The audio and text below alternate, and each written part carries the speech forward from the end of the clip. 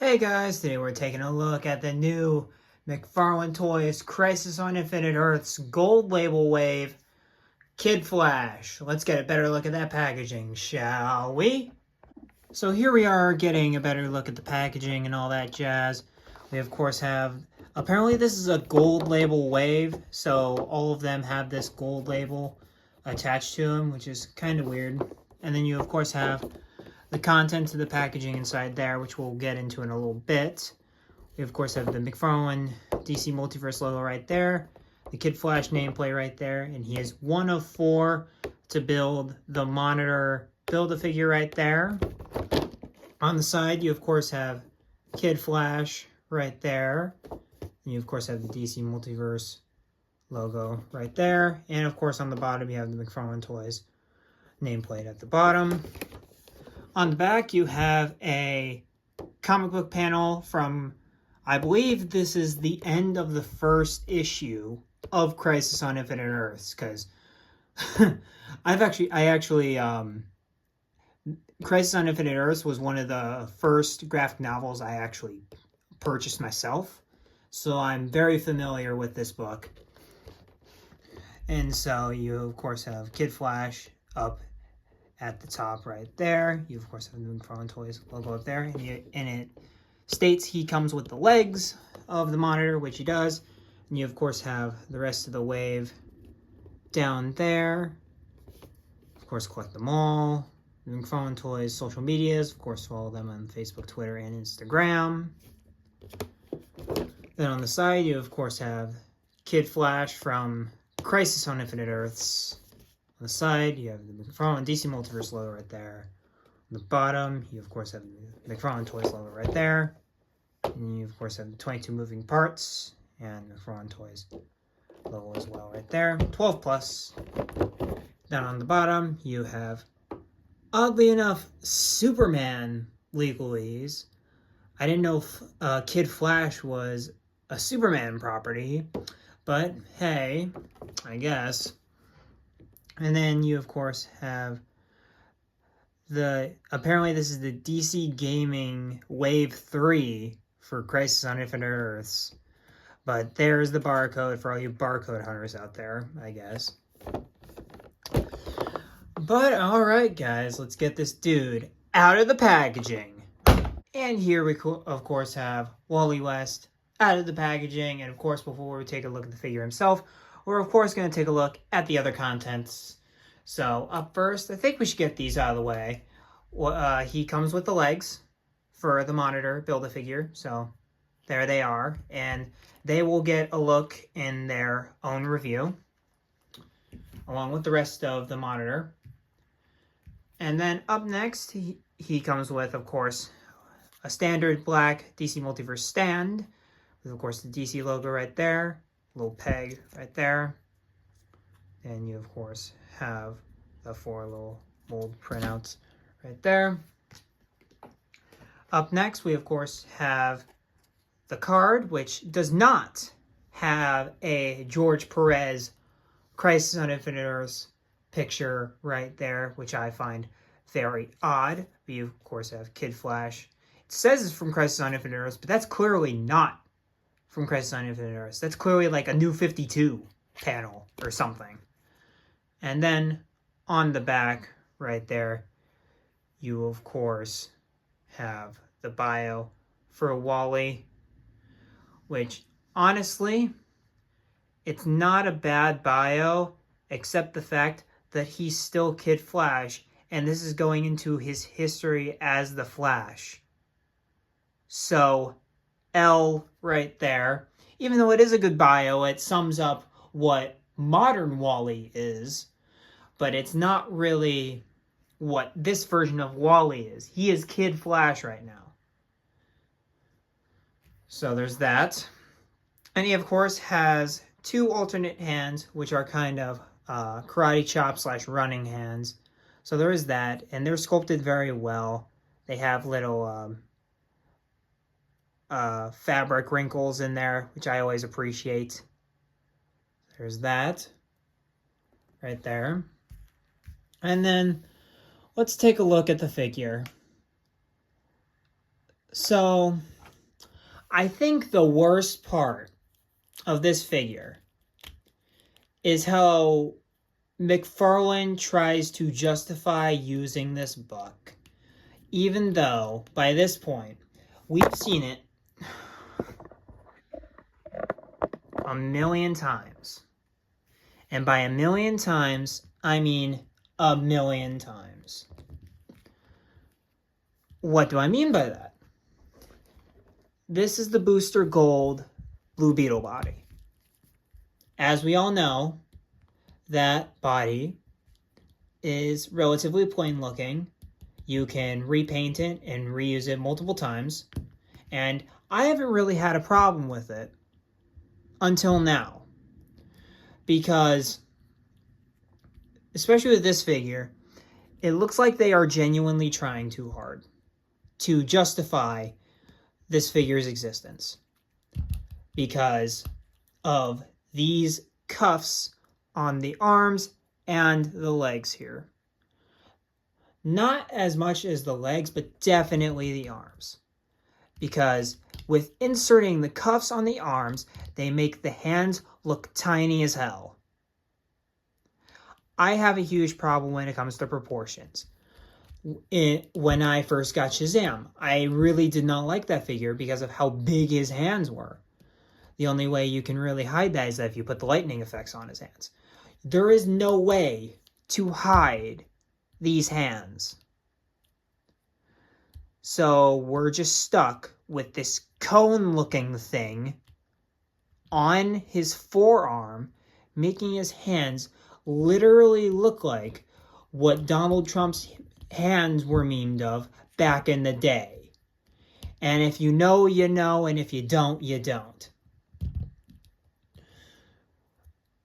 And I mean, they're of course interchangeable, so they're very easy to get off and all that jazz. But I guess let's get a better look at everything else. So, I do like his head sculpt quite a bit. It seems like it's using the Animal Man hair, at least from what I can tell. And I'm looking at the Animal Man figure in my collection right now. And it seems like, because it's got the same curl right here, it's just the fact that they colored the hair a little differently. But before I managed to record the figure in terms of this segment right here, I looked at the Flashpoint Flash figure, which is a great reuse of that body mold because Flash is relatively a plain character. And it seems like the rest of the head is completely new sculpt, which is good. I love that. You got the nice blue eyes right there. You do have indents in the mask, which is also nice. You have different wings, which I think is rad AF. So there's that going for it. So it's a brand new head, and it looks really relatively good, and it looks very true to the Kid Flash character. Then you have the boring kind of lightning bolt with the yellow. The cuffs that infuriate the living daylights out of me and makes his hands look so freaking small. Like, you didn't need to do this. You didn't need to put a piece on there. You just needed to enlarge the forearms a little bigger to give him that kind of dimension. You don't need this right here. I'm low-key thinking about taking an X-Acto knife, taking it off, and then just repainting it red. Like, that's how infuriated I am with this, and I am no way a customizer. So I probably shouldn't be doing that. But I'm half tempted to take an X-Acto knife to these little red cuff things. Then you, of course, have the yellow, the red, all red. Then you, of course, have the gold boots right there. Which I don't mind the boots because they're a staple of the Flash character and even Kid Flash, as you can see on the card. He does have the yellow boots right there. And they do have different wings than the Flashpoint Flash figure, which I do like a lot. But still, it just makes, it's mainly just the arms, but it does make the legs look a little, it does make the shins look a little big too. So, let's get a look at the articulation. We have a double ball peg in the head. He looks up, he looks down, he does a complete 360 and head pivot like so. He has a butterfly joint right there. He, of course, can raise his shoulders up, rotate full 360. He has bicep swivel, double jointed elbows. Again, still not the best. Todd, get that worked out. And even when it's flush, it still looks pretty bad. Then you, of course, have the hands, which, of course, are standard McFarlane joints. And these are the joints that look small anyway. These are the wrist pegs that look small anyway. So it's on top of having small hands and a small wrist peg on top of a decent-sized arm. That's a recipe for disaster if I've never seen one. Then you, of course, have the torso, which, of course, has a lot of range of movement. You can look up about that far. Very impressive. You can go back that far. You can go forward about that far, which is a real bummer. They should reverse these, make him go back about that far. That would be incredible. That would be awesome. But instead, he only goes that far. And of course can rotate and all that jazz. He has standard McFarlane articulation in the legs right there. He can move that far forward with the diaper, move that far back. He has thigh pivot, double jointed knees, which look pretty good. He does not have a twist in the boot, but he does have rotation in the upper ankle, and then ankle pivot at the bottom.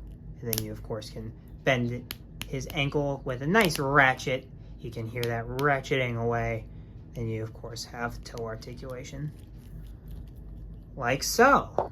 And here is our new Kid Flash next to pretty much all of the Flash family characters I have, obviously minus Thawne, but he's good enough, I suppose. We, of course, have Rebirth Wally right there, also known as the Flash. Then we have Barry Allen right there. Then we have Bart Allen right there. And of course we have Eobard Thawne over there. And we need an update of Eobard Thawne with this buck. That's how you reuse bucks for characters that need it. Like Thawne here. Because he's on the old Flash body. We need a new one with this one to complement this Flash. That being said, again, they look pretty alright together, especially these two. I think these two do complement each other well, obviously because they're using the same buck.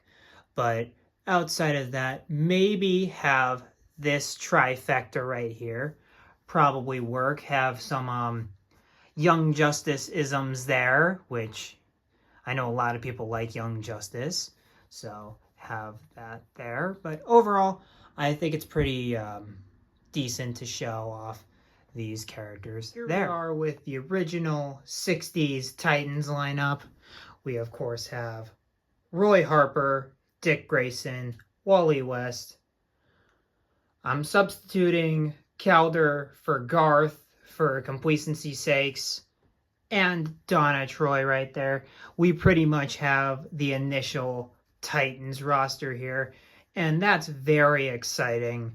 Still, I'd love to get a speedy, a decent Dick Grayson Robin, and a Garth and Wonder Girl in the red outfit from the Marv Wolfman run. But besides that, you've pretty much got the groundwork for the classic Teen Titans lineup here. And that's very exciting too. And guys, that's pretty much it for this review here. I mean, if you want a classic Wally Kid Flash, I mean, you can get him, or if you want a classic Titans display, you can get him too. But outside of that, I wouldn't recommend getting this figure. He's just a rehash of the classic Flash Body Buck or Blue Beetle Booster Gold Body Buck. And he doesn't have a lot going for him. He's just got a change of hands. And for how much this character was worth, I should at least be getting some Speed Force effects and a decently proportional figure. That's my piece on that. I give this one probably a 6. Mainly, the reason why I don't really care for this one is mainly because of the logistics reasons. I've already got a Wally 2, which I like that design better anyway, but I was going to get all the other 3 figures in the wave, so I was like, oh, might as well get him, but this one was not the one I was looking forward to. It's probably going to be my least favorite figure of the whole wave. We'll see. But, I mean, I don't really have anything much else to say. I mean, I'd skip him, if that says anything, but, of course, that's pretty much it. I mean, like, comment, subscribe, all that good stuff. Tell me what you think about this figure down in the comments below. I love reading your guys' comments and interacting with you guys. It really brightens my day. It just, I'd love to create a little community here. But besides that, keep collecting and stay kind to each other out there. And I will catch you again with the next video. Peace.